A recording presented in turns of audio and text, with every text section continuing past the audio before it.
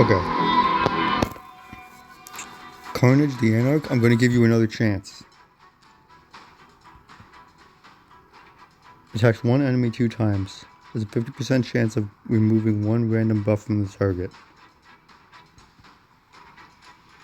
Damage based on attack and accuracy, with your default accuracy being 0.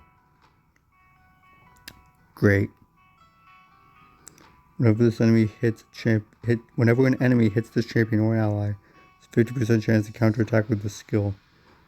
This chance increases by 10% for each debuff on the enemy.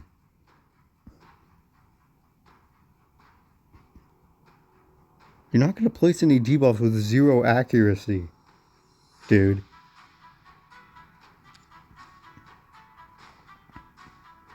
Unless they can't be resisted. Attacks one enemy and then attacks one enemy 2 times. Okay, multiple attacks. It's great for the Fire Knight's castle. Before attacking, swaps HP with an enemy, then steals all buffs from them. So yeah, not going to work against bosses. Also transfers all debuffs from this champion to the target, and places a sealed debuff on the target for 2 turns. This debuff cannot be removed.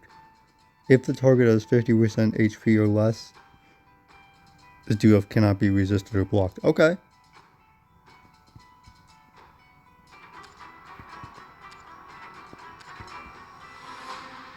Attacks one enemy 3 times. First hit places block active skills debuff for 2 turns, which cannot be removed. Second hit places the block active skills debuff for 2 turns, which cannot be removed. Third hit steals 100% of the target's turn meter. Okay. It's not going to work against any boss that has unfaltering speed as a passive skill. Good luck placing those debuffs at all when you have 0 accuracy.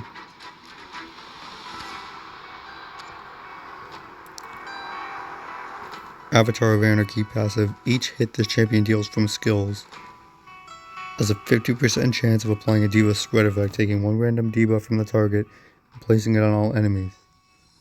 Has a 100% chance of doing that, and it cannot be resisted whenever this champion kills an enemy.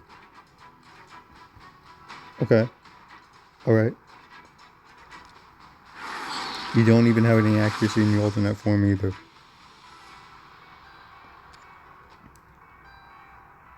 Still no AoE attack yet. Attacks one enemy 2 times, heals this champion by 20% of the damage inflicted. Oh, okay.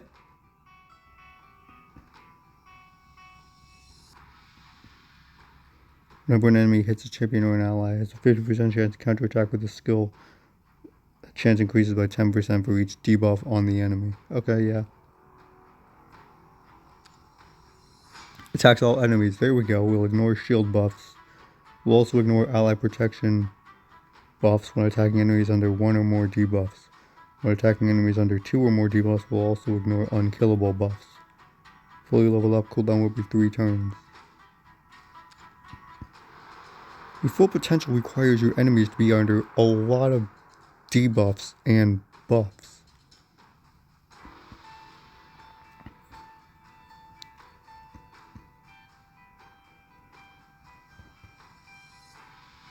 Attacks all enemies 2 times. If a target is killed by the skill while under 3 or more different debuffs, places a block revive debuff on them.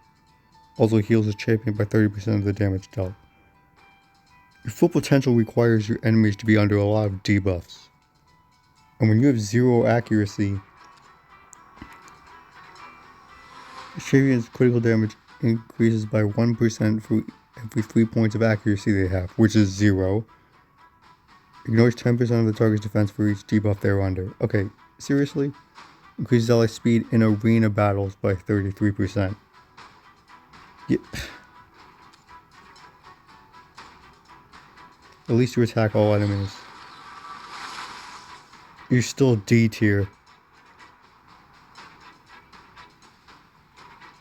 Mythical champion in D tier.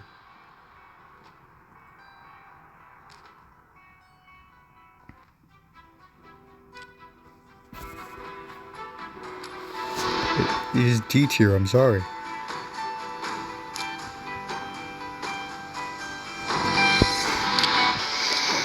And like He-Man,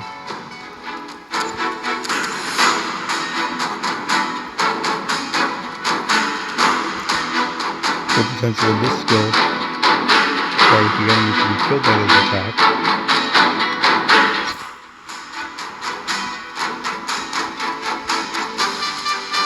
I already analyzed He-Man before I started recording, so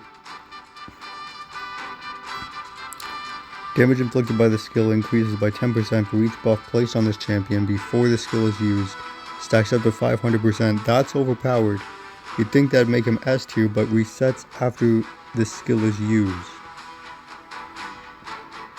The full potential requires 50 buffs to be placed on him before and after he uses the skill, before he uses the skill again.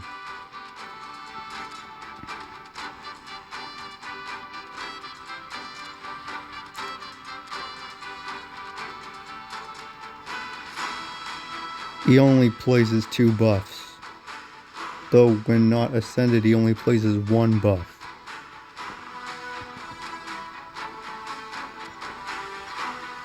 What's the point in using the skill when he's fighting alone?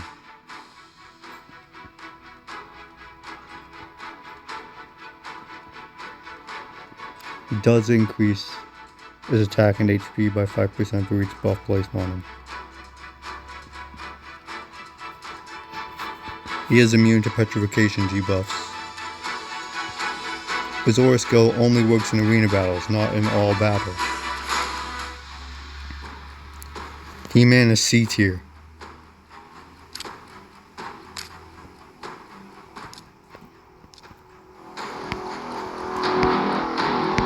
Skeletor is still S tier.